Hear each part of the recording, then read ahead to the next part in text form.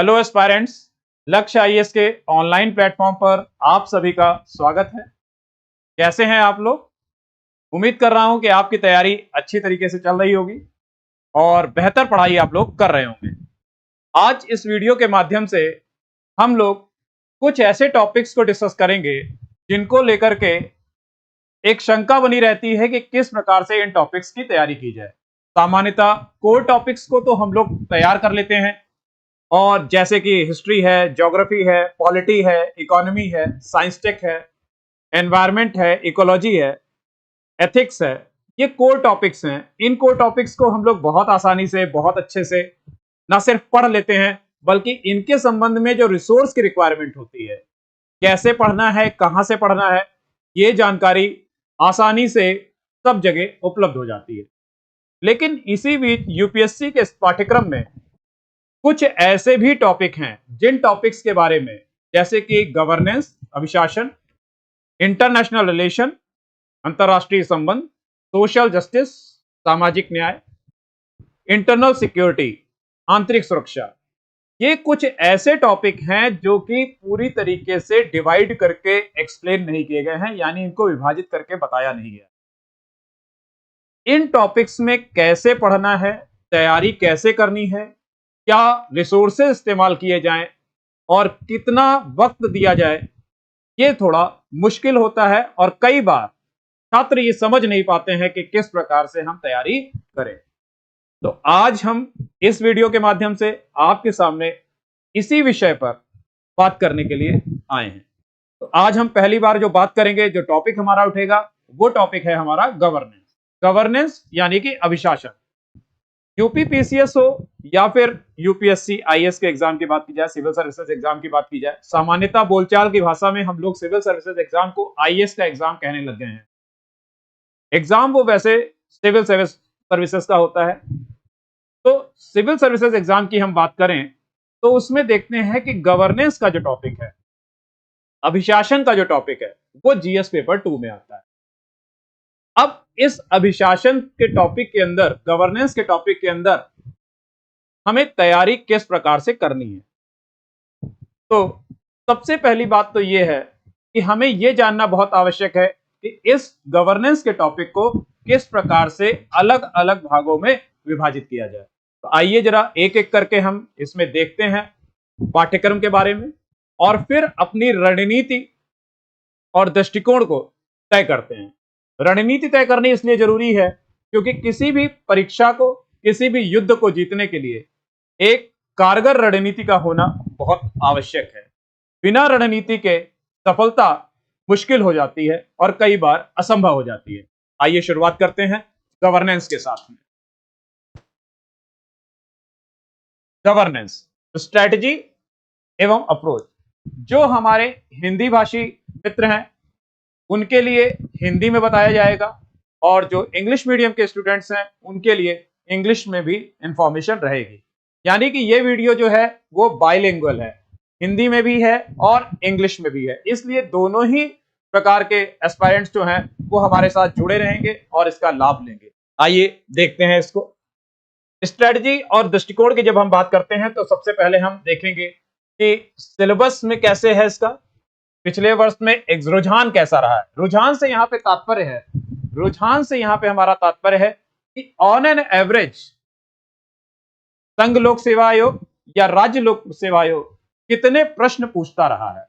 तो एवरेज अगर हम पिछले 7 से 8 वर्षों का एवरेज उठा करके देखें तो हम पाते हैं कि 3 प्रश्न जो हैं, कम से कम औसतन 3 से 4 प्रश्न जो हैं यहाँ पर पूछे जाते हैं, या ये कह सकते हैं कि 30 से 40 नंबर तक के प्रश्न जो हैं इस गवर्नेंस के पाठ्यक्रम से आपसे पूछे जाएंगे, और आपसे अपेक्षा की जाएगी कि इनके आंसर आप एक सामान्य व्यक्ति की तरह सोचकर लिख सकें। क्योंकि ये जनरल स्टडीज का एग्जाम है तो सामान्य जानकारी की बात की जाती है, यानी एक सामान्य रूप से पढ़ा हुआ एजुकेटेड व्यक्ति जो है वो क्या दृष्टिकोण रखता है, वो जानकारी यहां पर आपसे अपेक्षित है। तो आइए आगे और देखते हैं। अब सिलेबस को बाइफरकेट करना या विभाजित करना, कैसे उसको हम जो है यहां पर समझेंगे, या टॉपिक्स कौन कौन से इंपॉर्टेंट है वो जानने के लिए हमको जो है एक काम बहुत जरूरी करना चाहिए सभी छात्र छात्राओं के लिए, सभी एस्पायरेंट्स के लिए बहुत जरूरी है। जब भी आप किसी परीक्षा के लिए जाएं, केवल यूपीएससी की बात नहीं हो रही है यहाँ पे, यूपीएससी हो, पीसीएस हो, कोई भी एग्जाम में जाएं तो आप प्रीवियस ईयर के क्वेश्चन पेपर्स को जरूर देखें। That is very very important to understand that how they are framing the questions. यानी कि ये बहुत जरूरी है क्वेश्चन पेपर को देखना, ताकि आप ये समझ सकें कि जो आयोग पेपर गठित कर रहा है, पेपर बना रहा है, वो प्रश्न किस प्रकार से पूछ रहा है। तो आइए आगे चलते हैं, इसके नेक्स्ट पॉइंट पे देखते हैं। जब एक बार हम प्रश्नों की झलक देख लेते हैं तो हमें अभिशासन के अंदर, गवर्नेंस के अंदर कुछ की पॉइंट्स मिलते हैं। कुछ की पॉइंट्स मिलते हैं कि जैसे कि आप देखेंगे सिटीजन चार्टर, नागरिक चार्टर जिसे बोलते हैं, या फिर आरटीआई सूचना का अधिकार, या फिर ट्रांसपेरेंसी पारदर्शिता, रिस्पॉन्सिवनेस, या फिर हम ये कह सकते हैं ई गवर्नेंस। ई गवर्नेंस एक बहुत ही महत्वपूर्ण मुद्दा है, लगातार उसका प्रयोग किया जा रहा है, लगातार उस पर प्रश्न पूछे जा रहे हैं। तो अब उनमें क्या पूछेगा, क्या टॉपिक्स हैं, पहले हम एक एक करके हर टॉपिक को समझ लेंगे। आप लोग इस वीडियो को डाउनलोड कर लीजिए, सेव कर लीजिए, नहीं सेव करना चाहते हैं नोट डाउन कर लीजिए, और जितना भी पॉइंट्स इसमें बताया जा रहा है वो एक एक पॉइंट आप अपनी कॉपी पे नोट डाउन करते जाइए, आपके लिए पढ़ना बेहद आसान हो जाएगा। आइए शुरुआत करते हैं, आगे चलते हैं इसमें। गवर्नेंस, अब सबसे पहले गवर्नेंस की ही बात करेंगे। तो गवर्नेंस की जब हम बात करते हैं तो इसमें देखेंगे गवर्नेंस के अंतर्गत हमको क्या क्या पढ़ना है, क्या समझना है। तो गवर्नेंस में जो सबसे पहली चीज पढ़नी है वो पढ़नी है शासन के आयाम। शासन के आयाम यानी कि डायमेंशंस क्या हैं, ठीक है। गवर्नेंस का पॉलिटिकल डायमेंशन क्या है, ठीक है, इकोनॉमिक डायमेंशन क्या है। तो डिफरेंट डिफरेंट डायमेंशंस को समझना बहुत जरूरी है। डायमेंशन, अब यहां पे कुछ बेसिक बातें होती हैं, जैसे कि जब आप गवर्नेंस को पढ़ रहे होते हैं तो आप देखते हैं कि आप एक टॉपिक पढ़ रहे हैं कि डायमेंशन ऑफ द गवर्नेंस। तो आप जब गवर्नेंस आयाम समझ रहे होते हैं, अभिशासन के आयाम, बेसिकली शासन के भी नहीं, अभिशासन के आयाम है, अभिशासन के आयाम सब समझ रहे होते हैं, तो यहाँ पे आपको कुछ चीजें समझनी बहुत जरूरी होती है।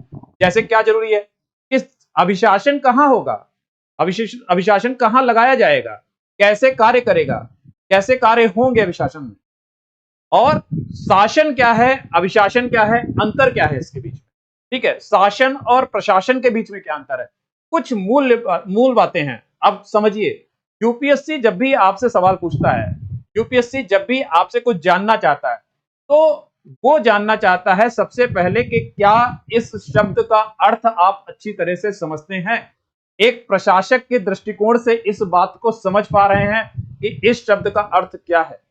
तो यहां पर हम डायमेंशंस को समझेंगे, फिर हम समझेंगे कि गुड गवर्नेंस क्या होता है, सुशासन क्या होता है। यानी पहले आप गवर्नेंस समझ लीजिए, फिर आप गुड गवर्नेंस को समझिए, ठीक है।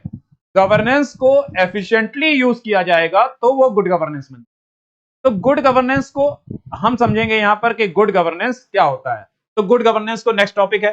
फिर हम aspects of the good governance को समझेंगे, यानी सुशासन के विभिन्न पहलुओं पर विचार करेंगे। किस प्रकार से सुशासन जो है जनता को लाभ पहुंचाएगा, किस प्रकार से सुशासन स्थापित किया जा सकता है, सुशासन के स्थापित होने से क्या प्रभाव पड़ेगा, ये अलग अलग पहलू हैं। इन पहलुओं पर हम विचार करते हैं। यानी कि जब हम तैयारी कर रहे होते हैं तो हमारे लिए जरूरी होता है कि हम इन बिंदुओं को तैयार करके जाएं, ताकि अगर प्रश्न पूछा जाए इन बिंदुओं पर तो हम उसका जवाब दे सकें।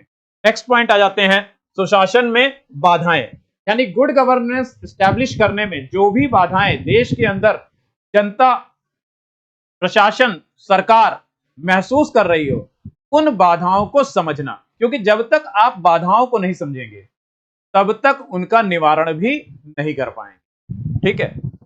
बाधाएं जीवन में सदैव आती रहती हैं, संघर्ष जीवन का एक हिस्सा है। संघर्ष को सदैव चैलेंज की तरह लीजिए, चुनौती की तरह लीजिए, समस्या की तरह मत लीजिए। समस्या आपको परेशानी देती है, चुनौती आपको लड़ने की प्रेरणा देती है, तो आप उसे चैलेंज की तरह लीजिए। तो यहां पर हम देखेंगे बाधाओं के बारे में। फिर गुड गवर्नेंस को स्टैब्लिश करना है देश के अंदर, तो शर्तें क्या हैं, ऐसी कौन कौन सी चीजें होनी चाहिए कि देश के अंदर गुड गवर्नेंस स्टैब्लिश हो जाए, जैसे कि सरकार जो हो वो क्या हो, स्मार्ट हो। अब स्मार्ट गवर्नमेंट अगर होगी तो गुड गवर्नेंस डेफिनेटली हो जाएगा। ठीक, अब ये स्मार्ट गवर्नमेंट इसका कॉन्सेप्ट लेकर के आए और कई स्टेट्स ने अपने यहाँ, कई राज्यों ने ये कार्यक्रम भी शुरू किया। For example Andhra Pradesh. तो अब ये समझना कि स्मार्ट गवर्नमेंट के लिए गवर्नमेंट ने क्या किया, कैसे उसको स्टैब्लिश करने की कोशिश की गई, इसका फुल फॉर्म क्या होगा, ये सब बातें इसके अंदर हम जानेंगे। ठीक है, फिर सुशासन को कैसे सुनिश्चित करें। तो ये बेसिक एक बाइफर्केशन है जो हिंदी मीडियम और इंग्लिश मीडियम वालों दोनों के लिए हमने यहाँ पे दे रखा है। इंग्लिश मीडियम के जो बच्चे हैं वो इसको ऐसे देख सकते हैं यहाँ पर कि dimension of the governance, good governance, aspects of the good governance. आप इसे नोट कर सकते हैं अपनी कॉपी पे, ताकि आप जब पढ़ने बैठे या आप न्यूज़पेपर कभी पढ़ रहे हैं, कोई मैगजीन पढ़ रहे हैं, तो वहां पर अगर ये डायरेक्ट स्टेटमेंट टाइप से आ जाए तो आप समझ सकेंगे कि ये वाला पार्ट हमारे पाठ्यक्रम के लिए जरूरी है, इसको हमें हाईलाइट कर लेना चाहिए, इसको हमें नोट डाउन कर लेना चाहिए। जैसे आप कुछ मैगजीन्स पढ़ते हैं, मैं हमेशा सजेस्ट करता हूं कि आपको योजना और कुरुक्षेत्र जैसी मैगजीन्स को पढ़ते रहना चाहिए, न्यूज़पेपर को रेगुलर बेसिस पे पढ़ते रहना चाहिए। तो रेगुलर बेसिस पे जब आप न्यूज़पेपर पढ़ रहे हैं तो गवर्नेंस या सोशल जस्टिस, सामाजिक न्याय, इंटरनल सिक्योरिटी, ये वो टॉपिक हैं, अंतरराष्ट्रीय संबंध, जो कि आप जितना अच्छा न्यूज़पेपर से तैयार कर पाएंगे उतना अच्छा आपको कहीं से मिलने की संभावना नहीं है। अब तैयार करने में मेन बात क्या है कि जब आप कोर पढ़ेंगे तो कोर में बेसिकली आप क्या करिए कि आप वर्ड्स की मीनिंग को, अच्छे डेफिनेशन को समझ लीजिए। उसके बाद उसको कैसे यूज करना है, क्या उसमें पॉइंट्स लिखने हैं, वो आपको सब न्यूज़पेपर से मिलते चले जाएंगे। एक दो रिपोर्ट पढ़नी है, वहां रिकमेंडेशन से भी मिल जाएगा। ठीक है, तो barriers to the good governance, necessary pre conditions for the good governance and how to ensure good governance, ये हमारा टॉपिक है जो हमें गवर्नेंस के अंदर कवर करना है। आइए इसके बाद नेक्स्ट स्लाइड पे चलते हैं। अब दूसरा टॉपिक देखेंगे कि जब ये हमारा तैयार हो जाता है, इतना पार्ट हम तैयार कर लेते हैं, तो आप एक बात और भी देखेंगे, जब आप इन टॉपिक को तैयार करेंगे, क्योंकि ये मुख्य परीक्षा में आते हैं, तो मेरी सलाह यहां पर ये रहेगी कि आप मुख्य परीक्षा का प्रश्न पत्र जो पूर्व में आ चुके हैं, यानी प्रीवियस ईयर क्वेश्चन पेपर, वो अपने साथ रखें और इनको तैयार करने के बाद आप इन टॉपिक्स में आए हुए प्रश्न के आंसर लिखने की कोशिश करें। आंसर लिखें तो जो वहां पे शब्द लिमिट दी गई है या वर्ड लिमिट दी गई है, उसी लिमिट के अंदर उसको बेस्ट स्ट्रक्चर करने की कोशिश करें। देखिए वर्ड्स वही रहेंगे, ट्रांसपेरेंसी, रिस्पॉन्सिबिलिटी, यही वर्ड यूज किए जाएंगे, सिटीजन चार्टर, आरटीआई, लेकिन उन्हीं वर्ड्स को कुछ बच्चे बहुत अच्छे से प्रस्तुत करेंगे, कुछ बच्चे सामान्य तरीके से प्रस्तुत करेंगे। जैसे कि आप समझ सकते हैं, जैसे किचन में मसाले होते हैं, मसाले वही होते हैं, लेकिन घर का कोई सदस्य उसी से बहुत बेहतरीन स्वादिष्ट खाना बनाता है, और कोई सदस्य जब खाना बना के लाता है तो आप समझ सकते हैं कि आपका क्या विचार होता है कि आज नहीं खाते तो ज्यादा बेहतर होता है। तो यहां पर भी वही है कि जब आपकी कॉपी कोई चेक करेगा तो मसाले वही होंगे, लेकिन उन मसालों को आपने कैसे मिश्रित किया है, कैसे अनुपात रखा है, वो आपको नंबर दिलवा देगा। ठीक है, तो आइए अगले उस पे चलते हैं, अगले टॉपिक पे, उसकी बात करेंगे हम यहाँ पे। अगला टॉपिक है ई गवर्नेंस। बहुत ही कॉमन है, जनरल है, सवाल हर साल इस पे आ रहा है, लगातार सवाल आ रहे हैं, और सबसे बड़ी चीज है कि ई गवर्नेंस आज वो चीज है जो हम डे टू डे लाइफ में देख रहे हैं। हमारे सबके पास मोबाइल है, सबके पास कंप्यूटर है, और कंप्यूटर का यूज भी लोग कर रहे हैं। इनफैक्ट मोबाइल के आने के बाद तो ज्यादातर यूज काम जो है मोबाइल पे ही हो रहा है, स्मार्ट मोबाइल पे। तो यहां पे ई गवर्नेंस के बारे में हम देखेंगे कि सरकार इस ई गवर्नेंस को कैसे बढ़ावा दे रही है। ई गवर्नेंस होता क्या है, यानी कि टेक्नोलॉजी को हम क्या कर रहे हैं, हम टेक्नोलॉजी का इस्तेमाल सरकार में कर रहे हैं, शासन प्रशासन में कर रहे हैं। गवर्नेंस को स्थापित करने के लिए हम क्या कर रहे हैं, तकनीकी का प्रयोग कर रहे हैं। तो ये सिंपल परिभाषा है कि ऑनलाइन में जब हम ऑनलाइन इस्तेमाल करते हैं, टेक्नोलॉजी इस्तेमाल करते हैं, ईमेल का यूज करते हैं, कम्युनिकेशन के माध्यमों का यूज करते हैं जो कि ऑनलाइन है, तो वो सब कुछ ई गवर्नेंस की श्रेणी में आए। तो यहां पर हम ई गवर्नेंस को समझते हैं।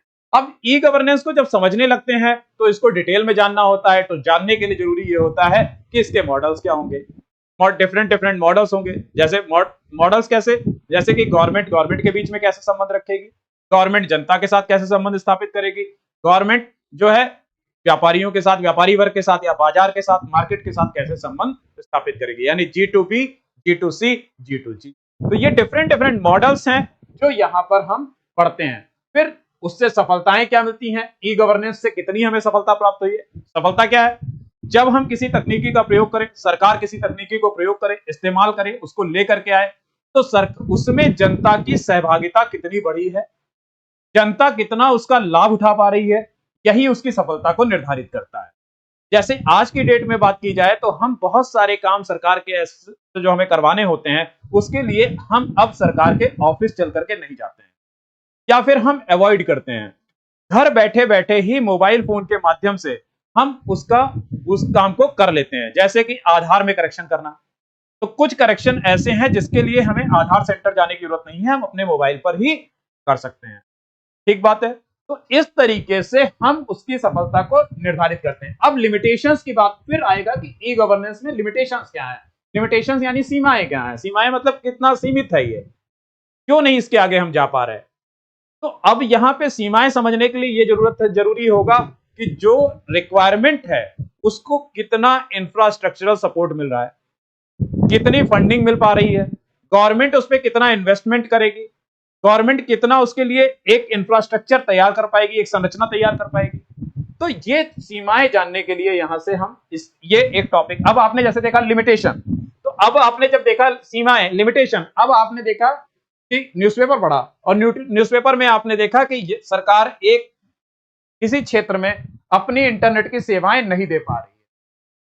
तो सरकार किसी क्षेत्र में अगर इंटरनेट की सेवाएं नहीं दे पा रही है, तो वहां पे क्या कारण है जो नहीं दे पा रही है, शायद इंफ्रास्ट्रक्चर नहीं होगा, केबल वहां तक नहीं, ऑप्टिकल फाइबर नहीं पहुंच पाया होगा। तो ये जो समस्या है, इस समस्या को वहीं पे आपको समझना है, हाईलाइट करना है। आर्टिकल के अंदर है तो उसे आप मार्क कर लीजिए, और मार्क करने के बाद क्या कर सकते हैं, आप उसको नोट डाउन कर सकते हैं। समझ में आ गया। अब आइए आगे बढ़ते हैं। संभावनाएं, संभावनाएं क्या है गवर्नेंस में, ई गवर्नेंस का इस्तेमाल गवर्नमेंट कर रही है तो क्या संभावनाएं है, कैसे जनता को लाभ मिल सकता है, सरकार इसकी उपयोगिता को कैसे ज्यादा बढ़ा सकती है, जन उन्मुख कैसे हो सकती है, इन सब संभावनाओं पर भी यहां पर विचार करेंगे। और इन्हीं विचारों के साथ साथ हम न्यूज़पेपर पढ़ते हुए, मैगजीन्स को पढ़ते हुए या विभिन्न स्रोतों के माध्यम से ये जानेंगे कि सरकार ने अभी ई गवर्नेंस में कौन कौन से कार्यक्रम स्टार्ट किए हैं। ठीक है, जैसे सरकार ने क्या किया है, भूमि अभिलेखों का डिजिटलाइजेशन कर दिया है, आप उनको ऑनलाइन देख सकते हैं। तो ये सरकार की एक पहल है। आंध्र प्रदेश ने स्मार्ट गवर्नमेंट को स्टार्ट किया, यानी कंप्यूटराइजेशन कर दिया सारे डिपार्टमेंट का, ये सरकार की पहल है। तो अब इस पहल को भी आपने देखा, समझ लिया, तो आप इन पॉइंट को, अब जहां भी आपको ऐसे देखने को मिलेगा, ई मित्र देखने को मिल गया, ठीक है, जीरो FIR देखने को मिल गया, ई कोर्ट देखने को मिल गया, ई डिस्ट्रिक्ट देखने को मिल गया, सरकार के अनुप्रयोग हैं ये सब। अब ये सरकार के अनुप्रयोग हैं, तो आप इन अनुप्रयोगों को साथ साथ पढ़ते रहिए, नोट डाउन करते रहिए, नोट्स में लिखते रहिए, आपके लिए बहुत आसान हो जाएगा इसको तैयार करना। इसमें एक बेहतरीन तरीका यह भी होता है कि जब भी कोई आर्टिकल आप पढ़ते हैं, अगर वो गवर्नेंस से जुड़ा हुआ आर्टिकल है या किसी भी विषय से, तो उस आर्टिकल को आप काट करके और उसमें मेन पॉइंट्स को हाईलाइट करिए। लिखने में बहुत समय मत लगाइए, क्योंकि वैसे भी आपको बहुत कुछ लिखना रहता है। तो हर चीज यूपीएससी के सिलेबस में जरूरी नहीं कि आप जहां भी देखें उसको खुद उतार के लिखें। आप उसको क्या कर सकते हैं, उसको उसी में हाईलाइट करके लिख सकते हैं, पॉइंटर्स उसी में 1 2 3 नंबर लिख सकते हैं और उसको कॉपी के अंदर पेस्ट कर दीजिए। जब आपको जरूर रिवीजन करना हो, आप उसको खोलिए, गवर्नेंस का टॉपिक पढ़ रहे हैं, आप उस टॉपिक को निकालिए, उसको रिवाइज कर लीजिए। इससे आपके पढ़ने की क्षमता जो है वो तेज हो जाएगी, आपका समय बच जाएगा। आइए अगले पॉइंट पे चलते हैं, अगले टॉपिक पे देखते हैं। इसमें अगला टॉपिक है सिटीजन चार्टर। नागरिक चार्टर की बात की जाती है, बहुत महत्वपूर्ण है। गवर्नेंस को स्थापित करने में, विशासन को स्थापित करने में इसकी बहुत ही महत्वपूर्ण भूमिका है। हालांकि अभी इसका बहुत बेहतरीन प्रयोग जो हो सकता है वो भारत के अंदर देखने को नहीं मिल पा रहा है, लेकिन फिर भी सरकार लगातार प्रयास कर रही है कि नागरिक चार्टर के माध्यम से जन उन्मुख हो सके। तो आइए इसमें देखते हैं टॉपिक्स क्या क्या देखने को आपको कवर करने हैं। एक तो components of the citizen charter, नागरिक चार्टर के घटक क्या हैं, नागरिक चार्टर की विशेषताएं क्या है, क्या क्या खास बात इसके अंदर देखने को मिलती है, वो इनके 6 सिद्धांतों के ऊपर पढ़ा जाएगा, इनको जाना जाएगा, समझा जाएगा कि 6 प्रिंसिपल्स इसके सिटीजन चार्टर के क्या है, और सिटीजन चार्टर में ऐसी क्या कमियां हैं ठीक है, जिसकी वजह से सफलता नहीं मिल रही, क्योंकि सिटीजन चार्टर हर विभाग को बनाना है। अब सभी विभाग इस सिटीजन चार्टर को बनाएंगे और अपने यहां पे इसको लगाएंगे, लेकिन विभागों में आंतरिक समन्वय होना चाहिए। उस समन्वय के आधार पर अगर सिटीजन चार्टर बनाए जाएंगे तो जो बात वहां लिखी जाएगी, जितने समय में करने के लिए लिखी जाएगी, उतने ही समय में वो बात पूरी हो सकेगी, वो का सर्विस डिलीवर हो सकेगी। क्योंकि सिटीजन चार्टर का मुख्य उद्देश्य क्या है? Service delivery. सरकार का मुख्य उद्देश्य क्या है? सर्विस डिलीवरी, सेवा प्रदान करना। सरकार सेवा प्रदाता हो चुकी है। सरकार सिर्फ शासन नहीं कर रही है, बल्कि सरकार तो अपने आप को मिनिमाइज करने की कोशिश कर रही है। Government, minimum government, maximum governance, यानी सरकार चाहती है वो सर्विस डिलीवरी फास्ट करे। तो फास्ट सर्विस डिलीवरी के लिए अवेयरनेस भी चाहिए कि कब कौन सा काम होगा, उसके लिए सिटीजन चार्टर का इस्तेमाल किया जाता है। तो क्या है, कैसे आया, कुछ इसका बैकग्राउंड होगा, तो उस बैकग्राउंड के बारे में जानेंगे। ये भी जानेंगे कि किस देश में आरंभ हुआ, अलग अलग देशों में इसे किस तरह से इस्तेमाल किया जाता है। ये आपके ऊपर है कि आप किस लेवल तक इसको सोचते हैं, ठीक है, समझते हैं। और बहुत ज्यादा जानने की जरूरत नहीं है। जितना यूपीएससी के प्रश्नों में पूछा जा रहा है, जितना पीसीएस के प्रश्नों में पूछा जा रहा है, बस उसी एक डोमेन के अंदर आपको जानकारी जुटानी है। उस जानकारी को बेहतरीन तरीके से लिखने का प्रयास करना। जितना बेहतर लिखेंगे, जितना स्पष्ट लिखेंगे, विचार जितने उसमें स्पष्ट होंगे, उतने अच्छे मार्क्स आपको। एक नागरिक चार्टर की कमियां फिर देख लेंगे, और नागरिक चार्टर को प्रभावी बनाने के उपाय, कैसे उसको हम प्रभावी बना सकते हैं, वो भी हमने डिस्कस किया। और सेवोत्तम मॉडल, सर्विस कैसे प्रोवाइड की जा सकती है, इन सब चीजों को, इन टॉपिक्स को हम यहां पर डिस्कस करेंगे, पढ़ेंगे, जानेंगे। और इसी के संबंधित जानकारियां हम विभिन्न स्रोतों से प्राप्त करेंगे। ये जरूर याद रखिए, जब भी हम विभिन्न स्रोत का बात करते हैं, विभिन्न स्रोतों से लेना है, रिसोर्सेज डिफरेंट रिसोर्सेज यूज करने हैं, तो यूपीएससी की तैयारी में आपने जितने कम रिसोर्स रखे, आपकी सफलता उतनी ज्यादा निश्चित है। मतलब कहने का मतलब क्या है कि सफर में सामान जितना कम होगा, सफर का मजा उतना ही अधिक होगा। तो यहां भी अगर आपको तैयारी करनी है, सिलेक्शन लेना है और आपको जाना है आगे बढ़ करके अधिकारी बनना है, तो आप अधिकारी बनने भर का पढ़िए। इतना मत पढ़ने लग जाइए कि अधिकारी बनने के बजाय आपका ध्यान दूसरी तरफ चला जाए, आप चिंतक बन जाएं और जो लिखना चाहिए प्रश्न के आंसर के अनुसार वो ना लिखें। ठीक है, नेक्स्ट पॉइंट, आगे आ जाइए। नेक्स्ट टॉपिक को हम लोग यहां पे देख लेते हैं। इस ट्रांसपेरेंसी यानी कि पारदर्शिता बहुत जरूरी है। पारदर्शिता संबंधों में होना बहुत आवश्यक है, चाहे वो मनुष्य का मनुष्य से संबंध हो, चाहे मनुष्य का सरकार से संबंध हो, सरकार का प्रशासन से संबंध हो, सरकार का बाजार से संबंध हो, सरकार का नागरिक समाज से संबंध हो। जब तक पारदर्शिता नहीं होगी, तब तक सफलताएं सीमित रहेंगी। तो पारदर्शी होना बहुत जरूरी है। क्योंकि आप एक एस्पायरेंट हैं, आप तैयारी कर रहे हैं, तो वहां भी पारदर्शिता जरूरी है कि आपके घर वालों को, आपके परिवार को, स्वयं आपको भी, कि आप अपने लिए पारदर्शी हो। आपको पता हो कि आप सच में पढ़ाई कर रहे हैं, आप सच में ध्यान दे रहे हैं, जितना पढ़ना चाहिए, जितनी तैयारी करनी चाहिए, क्या वो मार्ग, जो डायरेक्शन आप ले रहे हैं, वो डायरेक्शन आपका सही है। तो सही डायरेक्शन को जानना बहुत आवश्यक है। ठीक है, तो आइए इस पे बात करते हैं। इसमें टॉपिक के अंतर्गत हम लोग देखेंगे, जैसे एक टॉपिक इसके अंदर हम पढ़ेंगे पारदर्शिता के पहलू, यानी कि एस्पेक्ट्स ऑफ द ट्रांसपेरेंसी। तो ट्रांसपेरेंसी के एस्पेक्ट्स क्या हैं, हमने अभी जैसे बात की कि डिफरेंट एस्पेक्ट्स हैं।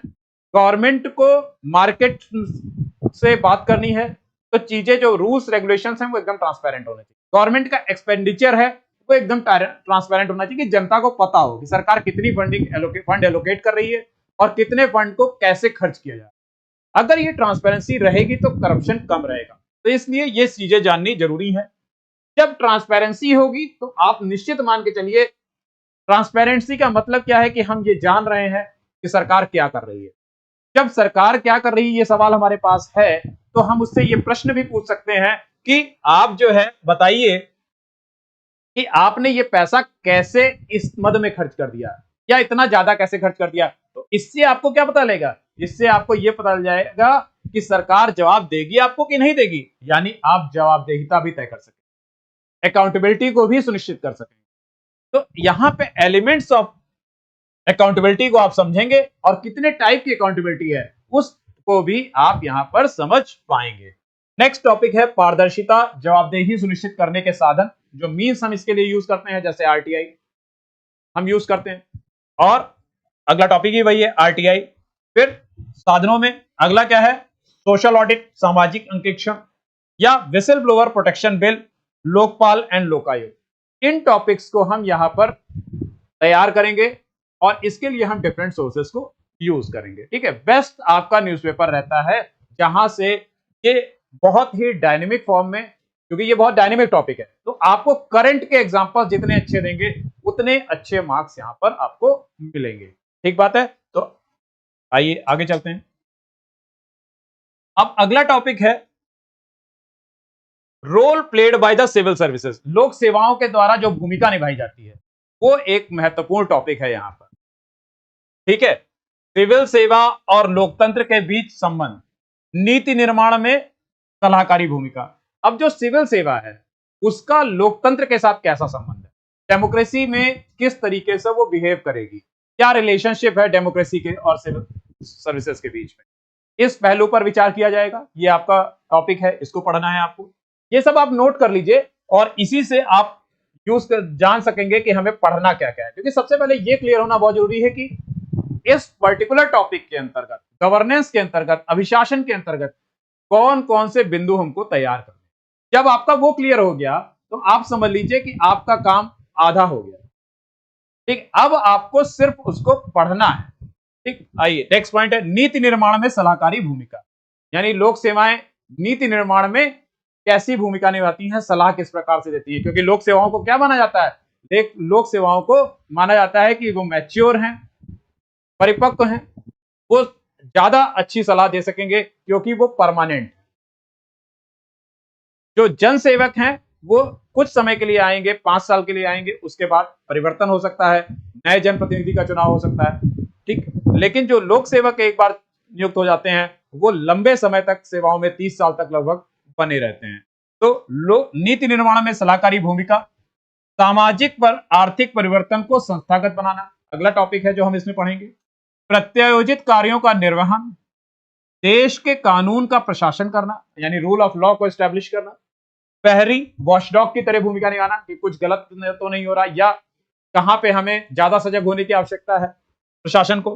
राजनीतिक अस्थिरता के दौर में निरंतरता, बहुत इंपॉर्टेंट पॉइंट है कि जब भी पॉलिटिकल स्टेबिलिटी होगी यानी कि पॉलिटिक्स जो है वो स्टेबल नहीं है, तो ऐसी परिस्थितियों में क्या होगा, सबसे बड़ा रोल जो जाएगा, तो सबसे बड़ी भूमिका होगी वो लोक सेवकों की, ब्यूरोक्रेट्स की होगी, सिविल सर्वेंट्स की होगी। एडमिनिस्ट्रेशन को रन करने की बहुत बड़ी जिम्मेदारी, इनफैक्ट ये कहें कि जब से देश आजाद हुआ है, देश को चलाने में बहुत बड़ी और बहुत महत्वपूर्ण भूमिका जो है वो लोक सेवक निभाते रहे हैं। इसलिए लोक सेवकों की भूमिका को इस संदर्भ में जानना बेहद आवश्यक है। तो इससे संबंधित उदाहरणों को आप इस्तेमाल करेंगे ताकि यहां पर एक आंसर अच्छे तरीके से लिखा जा सके। ठीक है, तो राजनीतिक स्थिरता के दौर में सरकारें जल्दी जल्दी गिरने लग जाएं, लेकिन देश को चलना है तो देश कौन चलाएगा? फिर आ जाता है रिकॉर्ड रखना, रिकॉर्ड कीपिंग यानी डॉक्यूमेंटेशन करना। अगली सरकार को पिछली सरकार के बारे में सभी जानकारियां उपलब्ध कराने की जिम्मेदारी लोक सेवकों की रहती है। तो वो मौखिक रूप से करा पाना संभव नहीं होगा, बहुत सी जानकारियां छूट जाएंगी, इसलिए उन सभी जानकारियों को किस प्रकार से सुरक्षित रखा जाए, डॉक्यूमेंटेशन किया जाए, क्या उसका फॉर्मेट होना चाहिए, कैसे उनको लिखना है, वो सारी बातें यहां पर पता होनी चाहिए। तो हम जर्नलिस्ट की तरह बात करेंगे तो सिर्फ हम इतना जानेंगे कि किस प्रकार से लोक सेवक रिकॉर्ड कीपिंग के माध्यम से आने वाली सरकार को, अगली सरकार को तथा वर्तमान सरकार को एडवाइस या सलाह प्रदान करते हैं। ठीक है, और इसके लिए क्या नीतियां हैं, क्या कोई योजना है, वो भी हम यहां पर जानते हैं। आइए नेक्स्ट पॉइंट कर लेते हैं, संचार का चैनल, चैनल ऑफ कम्युनिकेशन। संचार का चैनल यानी कि लोक सेवाएं कम्युनिकेशन का माध्यम है, क्योंकि लोक सेवाएं क्या है, कड़ी हैं जनता के बीच में और सरकार के बीच में। तो सरकार और जनता के बीच की इस कड़ी के रूप में इनकी भूमिका बहुत महत्वपूर्ण हो जाती है, क्योंकि अगर ये सरकार की किसी भी बात को जनता के प्रति इस तरीके से पहुंचा दें कि सरकार के के प्रति जनता के मन में संदेह उत्पन्न हो जाए तो देश में अव्यवस्था फैलने का डर रहेगा। तो इसलिए ये चैनल के रूप में बहुत ही जबरदस्त और मजबूत भूमिका निभाते हैं। ये जानना कि किस प्रकार ये अपनी भूमिका को निभा रहे हैं, किस प्रकार से कर्तव्य निर्वहन कर रहे हैं, ड्यूटीज कैसे निभा रहे हैं, ये हमारे लिए महत्वपूर्ण है, जानना जरूरी है। ठीक, आगे आ जाइए, नेक्स्ट टॉपिक पे बात करते हैं। अब सिविल सर्विसेज में, भारतीय लोक सेवाओं में ऐसे कौन से इश्यूज हैं जो कि समस्या उत्पन्न कर रहे हैं? समस्या उत्पन्न कर रहे हैं यानी वो परेशानी का एक कारण है। तो जैसे कि lack of professionalism, poor capacity building, यानी व्यावसायिकता का अभाव और खराब क्षमता निर्माण। अब जब ये टॉपिक आप पढ़ेंगे तो आप देखेंगे क्या सिविल सेवक प्रोफेशनल नहीं है, पेशेवर तरीके से काम नहीं कर रहे हैं। पेशेवर तरीके से काम ना करने का क्या नकारात्मक प्रभाव पड़ रहा है, ये आपको न्यूज़पेपर के आर्टिकल्स में अक्सर देखने को मिल जाएगा, जहां ब्यूरोक्रेसी के ऊपर लोग टिप्पणी करते मिलेंगे और उनसे क्या कमियां रह जा रही हैं या किस प्रकार से उनके द्वारा अच्छे कार्यों को किया जा रहा है, वो वहां पर बताया जाए। ठीक है, नेक्स्ट है इनएफिशिएंट इंसेंटिव सिस्टम। इनएफिशिएंट यानी अकुशल प्रोत्साहन प्रणाली, जो उनको मोटिवेट करना चाहिए, उनको प्रोत्साहन देना चाहिए, वहां पे क्या कमी रह जा रही है, आखिर क्यों ऐसा है कि कोई सिविल सेवक जो है वो कार्य नहीं कर रहा है, ब्यूरोक्रेट नौकरशाह की तरह बिहेव कर रहा है, क्यों वो लोक सेवक नहीं बन पा रहा है, क्या जनता के प्रति अपने कर्तव्यों के निर्वहन करने में कमी क्यों हो रही है। ऐसे किसी भी आर्टिकल को आप यहां पे देखेंगे। पुराने नियम एंड प्रक्रियाएं, पदोन्नति में प्रणालीगत विसंगतियां। अब ये जो विसंगति है कैसे दूर कर सकते हैं? ठीक बात है, lack of etiquette, transparency and accountability, पर्याप्त पारदर्शिता एवं जवाबदेहिता का अभाव। पर्याप्त पारदर्शिता एवं जवाबदेहिता का अभाव, lack of etiquette, transparency and accountability. तो जो भी सिविल सर्वेंट काम कर रहे हैं, ब्यूरोक्रेट जो काम कर रहे हैं, पहली ब्यूरोक्रेसी की नेचर होता है सीक्रेसी मेंटेन करके रखना। अगर वो सीक्रेसी मेंटेन करेगा तो जनता को नहीं बताएगा, लेकिन जनता की भागीदारी सुनिश्चित करनी है तो ट्रांसपेरेंसी का होना जरूरी है। और ट्रांसपेरेंसी अगर हो गई तो सिविल सर्वेंट जो है या ब्यूरोक्रेट जो है उसको जवाब देना पड़ेगा, यानी उसकी जवाबदेहिता तय होगी। तो ये जो कमी है इस चीज की, ये क्यों है? आखिर ट्रांसपेरेंसी से बचना क्यों चाह रहे हैं, अकाउंटेबिलिटी से क्यों बच रहे हैं? इन कारणों को भी आप लगातार ध्यान देंगे, जहां भी सुर्खियों में ये आपको दिखाई देंगे उसको मार्क करेंगे, नोट डाउन करेंगे और कारणों को लिखेंगे और उदाहरण भी वहां पर लिख लेंगे। क्लियर बात है? नेक्स्ट पॉइंट आइए देखते हैं।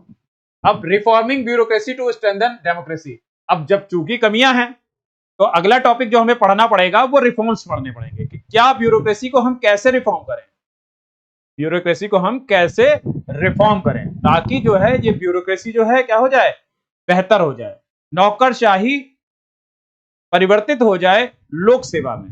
यानी कि जो डिसीजन है, जो ब्यूरोक्रेटिक डिसीजन है, ये सेंट्रलाइज डिसीजन जो हो रहे हैं, ब्यूरोक्रेटिक डिसीजन जो लिए जा रहे हैं, वो डिसीजन परिवर्तित होकर लोकतांत्रिक निर्णयों में परिवर्तित हो जाए, डेमोक्रेटिक डिसीजन में।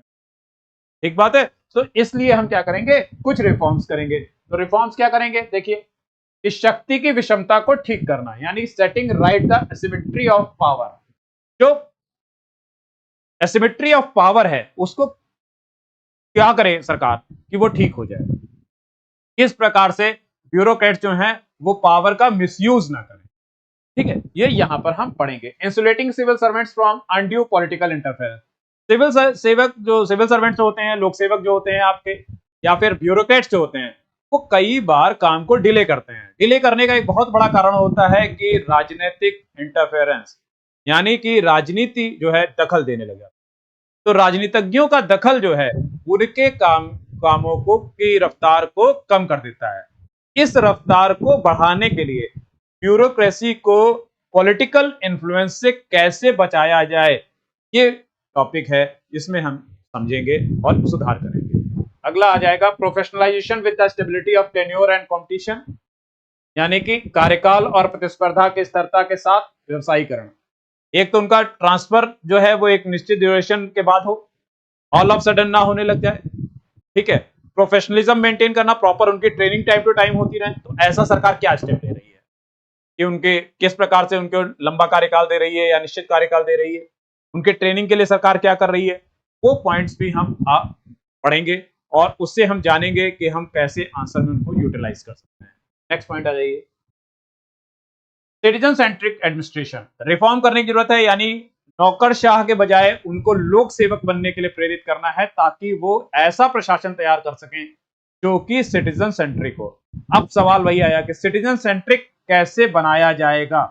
अब इन बिंदुओं पे आप लगातार ये पता करते रहेंगे कि सिटीजन सेंट्रिक प्रशासन को कैसे किया जा सकता है या जन उन्मुख कैसे किया जा सकता है, संचार के माध्यमों को बढ़ा करके, ठीक है। तो इसको भी आगे ये पढ़ेंगे, इसको तैयार करेंगे, विभिन्न स्रोतों से इनको पढ़ते जाएंगे। आइए देखते हैं, नेक्स्ट देखते हैं।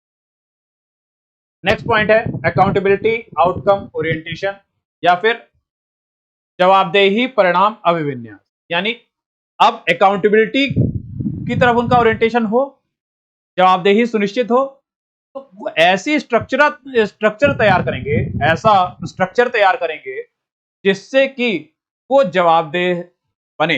यानी कि कोई बात उनसे अगर सरकार पूछती है या कोई बात उनसे जनता पूछती है या उनसे कोई बात जनता के लिए नागरिक समाज पूछता है या बाजार कोई प्रश्न करता है सरकार से, तो हर बात का जवाब वो देने के लिए तैयार हो और किसी नीति को लेकर के आ रहे हैं तो उसके लिए अपने आप को उत्तरदायी समझें। तो ये बात सुनिश्चित करना आवश्यक है। कैसे सुनिश्चित होगी ये जानना है। सरकार क्या कदम उठा रही है, कौन सी ऐसी नीतियां आ रही हैं, कौन सा ऐसा प्रोग्राम लॉन्च किया जा रहा है, ऐसा कौन सा इनिशिएटिव है जिसके माध्यम से हम जान सकते हैं कि अब सिविल सर्वेंट्स की जवाबदेही बढ़ रही है। तो ये टॉपिक है, इस टॉपिक को यहां पे इस तरीके से समझना है, ठीक है। फिर promoting public values and ethics, सार्वजनिक मूल्यों और नैतिकता को बढ़ावा देना, ठीक है। तो सार्वजनिक वैल्यूज, जो वैल्यूज हैं, सोशल वैल्यूज हैं, वो और एथिक्स जो नैतिकता है, उसको भी सिविल सर्वेंट में किस प्रकार से बढ़ाया जा सकता है, क्या स्टेप्स लिए जा सकते हैं, मेजर्स क्या लिए जा सकते हैं, वो पॉइंट्स यहाँ पे नॉर्मली ये सब न्यूज़पेपर में, आर्टिकल्स में आपको मिलता रहता है, आप वहां से पढ़ सकते हैं, ठीक है। हमारे साथ आप जुड़े हुए हैं, लगातार आपको विभिन्न तरीके से हम आपको बताते रहेंगे कि यहाँ पे इस पर्टिकुलर टॉपिक में कैसे तैयारी करनी है और क्या तैयारी करनी है। इसके बाद भी अगर आपके प्रश्न रह जाते हैं तो उन प्रश्नों को आप दिए गए नंबर पर कॉल करके पूछ सकते हैं। हम उसमें आपको रिसोर्स भी बता देंगे, साथ साथ ये भी बता देंगे कि उसकी तैयारी कैसे करेंगे। अगर आपको लगता है, उसके बावजूद आपको लगता है कि आप हमारे साथ जुड़ना चाहते हैं और हमसे जुड़ करके हमारे कोर्सेज के माध्यम से तैयारी करना चाहते हैं, तो आप यहाँ पर हमारे साथ जुड़ भी सकते हैं। हमारा पूरा मार्गदर्शन रहेगा और विश्वास है कि आपको सफलता प्राप्त होगी। आइए अगली स्लाइड पर चलते हैं और देखते हैं इश्यूज अफ्लिक्टिंग इंडियन सिविल सर्विसेज। अब ऐसे कौन से इश्यूज हैं, उनकी बात हो रही थी। तो इश्यूज हमने पहले डिस्कस कर लिया आपके साथ में कि क्या है, जैसे रेड टेपिज्म है, लाल फीताशाही, ठीक है, या फिर प्रकृति जो है वो संभ्रांतवादी है, क्योंकि अंग्रेजों ने इसको बनाया था, तो वो अंग्रेजों के मानसिकता अभी भी है ब्यूरोक्रेसी वाली। लाट साहब की जो प्रवृत्ति है वो उनके अंदर है, इस प्रवृत्ति को ही कम करना है। ईगो जो है, उस ईगो को कैसे कम किया जा सकता है, सरकार इसके लिए क्या प्रयास कर रही है, वो सारी बातें आपको अपने आंसर में मेंशन करनी लिखनी होगी। तो ये पॉइंट्स, राजनीतिक हस्तक्षेप, प्रशासनिक स्वीकृति, ये बहुत जरूरी है, इसको हमें तैयार करना है। मूल्यों और नैतिकता में क्रमिक क्षरण जो हो रहा है, कैसे उसको दूर किया जाए, ठीक है। समय बदल रहा है, सोसाइटी अब कॉम्प्लेक्स होती जा रही है, सोसाइटी पहले की अपेक्षा ज्यादा अवेयर होती जा रही है, लोगों के पास ज्यादा जानकारियां हैं। ऐसे कॉम्प्लेक्स एनवायरनमेंट के अंदर अगर वैल्यूज नहीं मेंटेन करेंगे लोक सेवक, तो सोसाइटी उनको, उनकी बातों को मानने से इनकार कर देगी या उनके द्वारा जो स्थापित कानून होंगे उनको मानने से मना करेगी। जिस बात के लिए वो समाज से कहेंगे कि आप इस कार्य को करिए, इसको फॉलो कर लीजिए, उसी कार्य को समाज क्या नकार देगा। इससे क्या होगा, समाज में आक्रोश बढ़ जाएगा। तो वो कारण जानने कि समाज में आक्रोश कैसे कम किया जा सकता है, कैसे समाज को जो है प्रशासन उन्मुख बनाया जा सकता है, कैसे प्रशासन को समाज की तरफ उन्मुख किया जा सकता है, इन बातों को अलग अलग पहलुओं में नोट डाउन करके लिख लेंगे तो आपके लिए आंसर लिखना बेहद आसान हो जाएगा। स्ट्रक्चरिंग बहुत इंपॉर्टेंट है। आप उन्हीं शब्दों के साथ बार बार अपने आंसर को स्ट्रक्चर करिए। जल्दबाजी में बिल्कुल मत रहिए। यूपीएससी 100 मीटर की रेस नहीं है, बीसीएस की तैयारी 100 मीटर की रेस नहीं है कि आप आज शुरू करेंगे और फटाफट फटाफट फटाफट सब हो जाएगा। ऐसा नहीं होगा। ये समय लेता है, क्योंकि समय क्यों लेता है वो भी जानना महत्वपूर्ण है। ये समय लेता है क्योंकि जब आपका हो जाता है तो ये आपका समय बदल भी देता है। तो जो परिवर्तन सिलेक्शन के बाद आपके जीवन में आ जाएगा, उसके लिए अगर आपको कुछ समय देना पड़ रहा है तो मुझे नहीं लगता कि बहुत बड़ा मूल्य चुका। आप सहज भाव से सामान्य रूप से चलते हुए तैयारी करें। जल्दबाजी वैसे भी ना करें। सदैव जीवन में यह बात याद रखें, जो भी कार्य बहुत जल्दबाजी में होता है वो कभी भी सही नहीं हो पाता है। विनाश तत्काल होगा, सृजन जो है वो समय लेगा। तो आप सृजन की प्रक्रिया में हैं। विनाश जल्दबाजी करेंगे तो विनाश होगा, डिस्ट्रक्शन हो जाएगा। तो आप डिस्ट्रक्शन की तरफ ना जाएं, आप क्रिएटिविटी की तरफ जाएं, आप निर्माण की तरफ जाएं।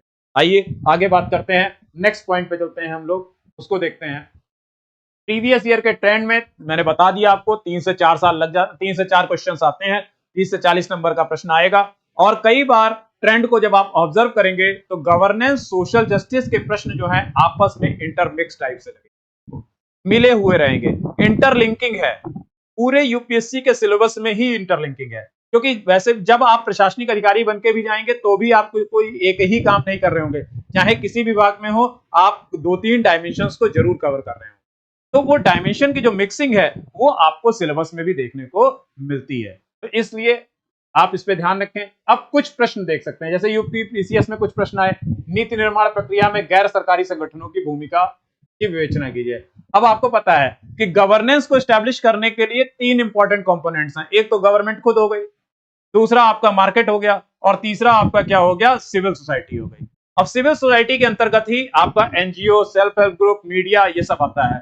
तो अब ये जो एनजीओ है ये किस प्रकार से भूमिका निभाता है, तो भूमिका जानने से पहले आपको इसका बैकग्राउंड अपने आप में समझना जरूरी है। आप यहाँ लिखे नहीं, लिखने की जरूरत नहीं, उसने भूमिका की बात की तो हम भूमिका की ही बात करेंगे।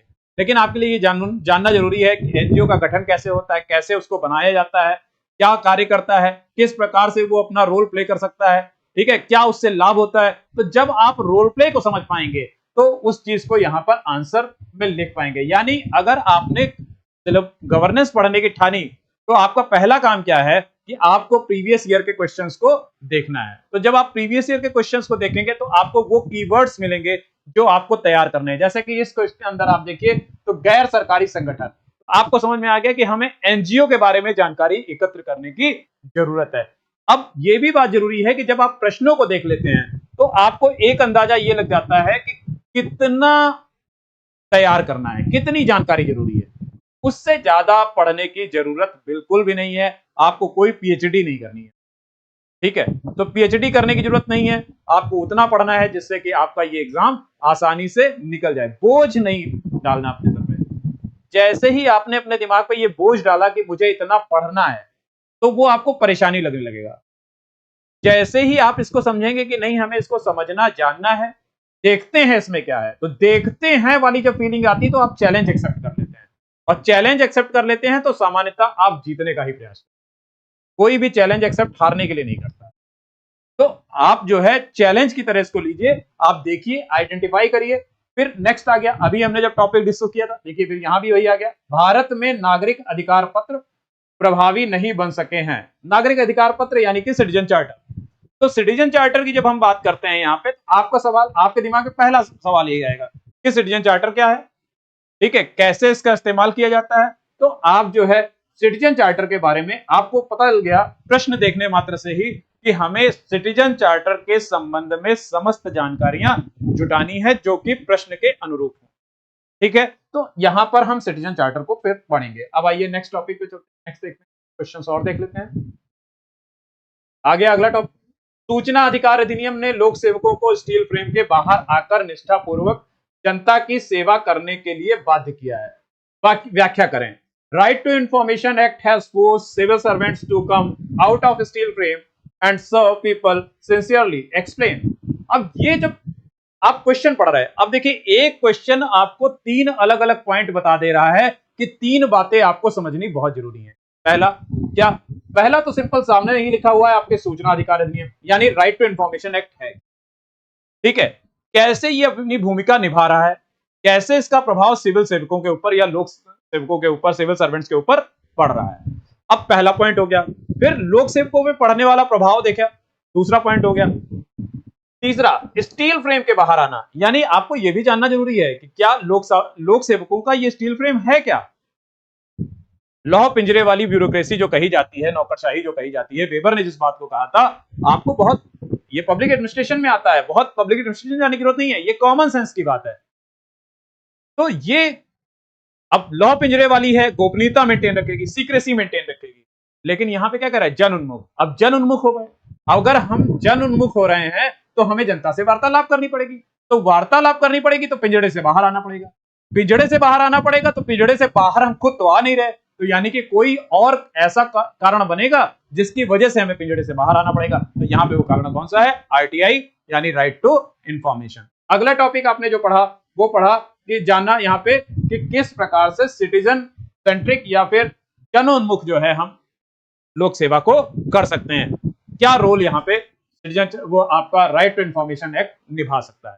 इस तरीके से आप देख रहे होंगे प्रश्नों की प्रकृति देख करके, उनकी भाषा देख करके आप समझ पा रहे होंगे कि हमें इस पर्टिकुलर टॉपिक को तैयार करने की जरूरत है। आपने जीएस2 का पेपर उठाया, आपको उसके अंदर नागरिक, ये आपको मिला सूचना अधिकार अधिनियम, तो आपको पता है कि राइट टू इंफॉर्मेशन तैयार करना है, आपको क्लियर हो गया ये कि ये राइट टू इंफॉर्मेशन हमको तैयार करना है। ठीक है, इस तरीके से आप इसको समझेंगे। नेक्स्ट देख सकते हैं, आइए देखते हैं। अब देखिए बिल्कुल सीधा क्वेश्चन आ गया। अब ऐसा क्वेश्चन तो बिल्कुल ही सीधा है, ई गवर्नेंस को स्पष्ट कीजिए, ई गवर्नेंस की विशेषताएं एवं लाभ का उल्लेख कीजिए, इसके सम्मुख मुख्य चुनौतियां क्या है। मतलब इससे सीधा क्वेश्चन तो हो ही नहीं सकता, सीधे सीधे आपसे पूछ रहा है, यानी आपको तैयार क्या करना है, ई गवर्नेंस, ई गवर्नेंस की जो विशेषताएं हैं और चैलेंजेस उसके सामने क्या उसको फेस करना पड़ रहा है, तो वो आप सारे चैलेंजेस इसमें लिख दीजिए। इससे आसान कुछ भी नहीं हो सकता, बिल्कुल सीधा प्रश्न है। आर्टिकल के अंदर आपको इस तरीके के आर्टिकल्स मिलते रहते हैं जहां पे ई गवर्नेंस, उसके द्वारा फेस की जाने वाली चैलेंजेस, इन सब बातों को लिखा आपको मिल जाता है। आप वहां से पढ़ सकते हैं, नोट डाउन कर सकते हैं। हमसे चाहते होंगे तो हमें भी आप कॉल करके उस संदर्भ में जानकारी हमसे ले सकते हैं। नेक्स्ट पॉइंट आ गया। ठीक है, ई शासन ने प्रशासनिक तंत्र को किस सीमा तक अधिक नागरिक केंद्रित बनाया है। क्या ई शासन प्रणाली को और अधिक सहभागी बनाया जा सकता है। इंग्लिश मीडियम वाले सुने, to what extent has e governance made the administrative system more citizen centric. देखिए अगेन वर्ड आ गया ना, citizen centric. Can e governance be made more participative. देखिए गवर्नेंस का मतलब ही क्या है, पार्टिसिपेशन, सहभागिता, भागीदारी। तो पीपल्स ओरिएंटेशन हो, पीपल्स ओरिएंटेशन के साथ साथ क्या हो जाना चाहिए, सिटीजन सेंट्रिक हो। सिटीजन सेंट्रिक होगा तो सिटीजन क्या होंगे, टुवर्ड्स द एडमिनिस्ट्रेशन झुकाव रखेंगे, और जब झुकाव रखेंगे तो क्या होगा, उनकी भागीदारी जो है वो बढ़ जाएगी। जैसे कि एनजीओ के माध्यम से लगातार सरकार जो है भागीदारी को बढ़ाने का प्रयास करती रहती है। तो आपको यहां पे समझना है, तो e governance, again e governance को आप यहां पे पढ़ेंगे। तो इस प्रकार से हम कुछ पॉइंट्स को जो देखते हैं, कुछ क्वेश्चंस को देखते हैं, तो वहां पर आप देखते हैं कि आपको पता चल जाता है कि क्या पढ़ना है। जैसे आइए इस क्वेश्चन को एक देखते हैं यहाँ पे, जैसे अकाउंटेबिलिटी की बात की गई, accountability of self help group. तो यहाँ पे सवाल ये हुआ, अकाउंटेबिलिटी क्या होती है, पहले तो इसका डेफिनेशन अच्छे से जानिए। फिर क्या है, सेल्फ हेल्प ग्रुप क्या होते हैं, उनके बारे में जानिए।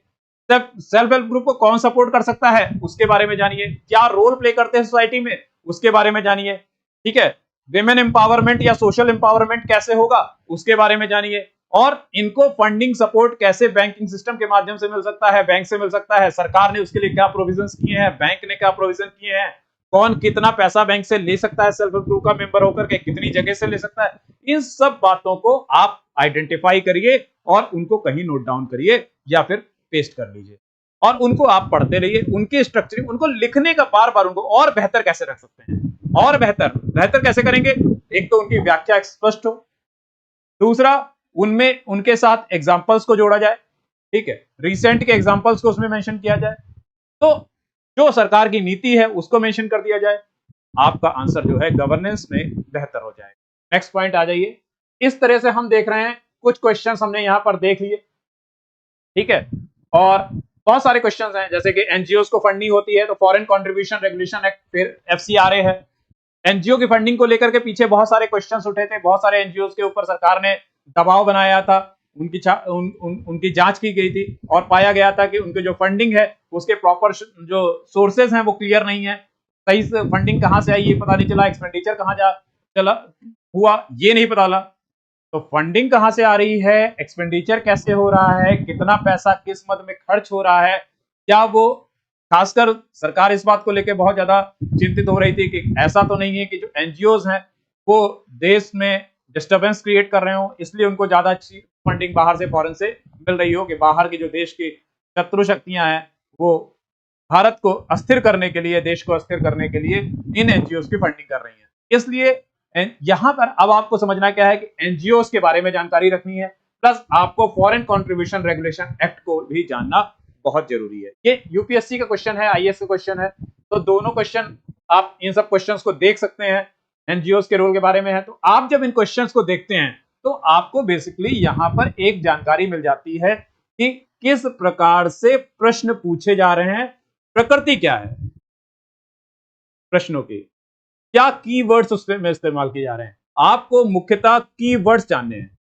ज्यादा कीवर्ड्स, जितना कीवर्ड्स आपके क्लियर होते जाएंगे, उनकी डेफिनेशंस आपको जितनी क्लियर होती जाएंगी, क्योंकि आपको बहुत क्रिस्प लिखना है, बहुत ही शॉर्ट में लिखना है, बहुत डिटेल में नहीं लिखना है, आपके पास बहुत टाइम नहीं होगा वहां लिखने के लिए, शब्द सीमा में आप बंधे होंगे, उन्हीं शब्द सीमा के भीतर ही आपको अपनी बात सबसे बेहतर तरीके से रखनी होगी, ताकि कई कॉपियों के बीच में आपकी कॉपी पे नजर जाए, और न सिर्फ नजर जाए बल्कि नजर टिक जाए। अगर नजर टिक गई तो आपको अंक मिलेंगे, ये मान के चलिए। तो आपको ऐसा लिखना है जिससे कि नजर वहां पे टिके। तो अब इतना तो हमने क्लियर कर लिया कि किस प्रकार से विभिन्न टॉपिक्स को तैयार किया जाएगा, उनमें क्या क्या चीजें हमें पढ़नी है। तो डिवीजन, बाइफर्केशन तो हमने यहाँ पे कर लिया। हमें लगता है कि ये आपको काफी हद तक क्लियर हो गया हो।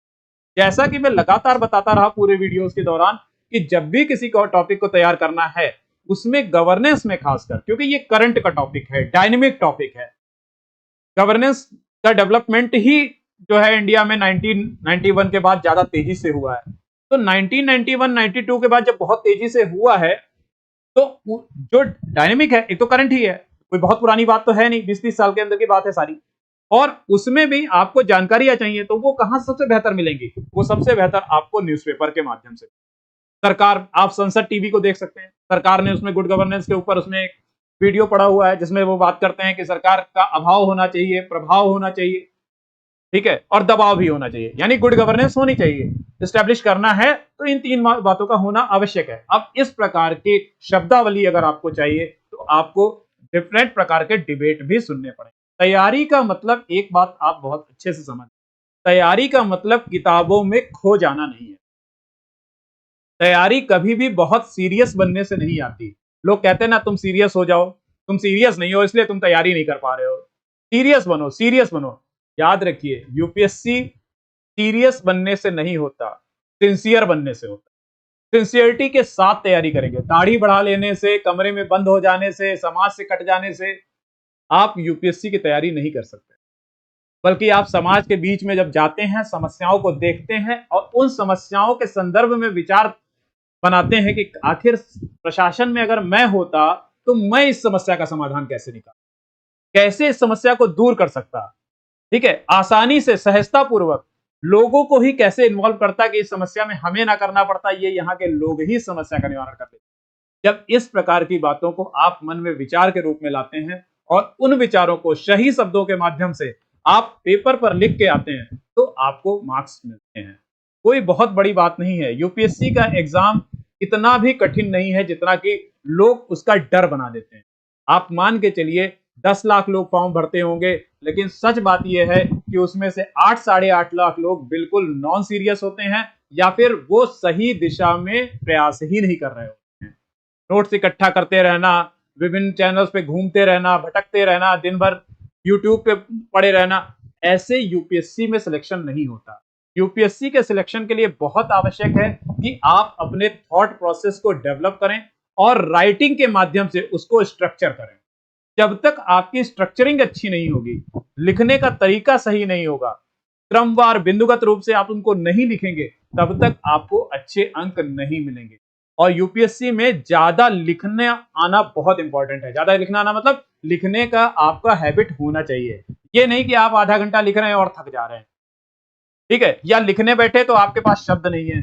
ज्यादा लिखते रहने से फायदा ये हो जाता है, जब आप नियमित रूप से लिखते रहते हैं, कंसिस्टेंसी को मेंटेन रखते हैं, तो उससे एक फायदा हो जाता है कि आपके ब्रेन और हैंड का कोऑर्डिनेशन बन जाता है, एक समन्वय हाथ और मस्तिष्क के बीच में बन जाता है।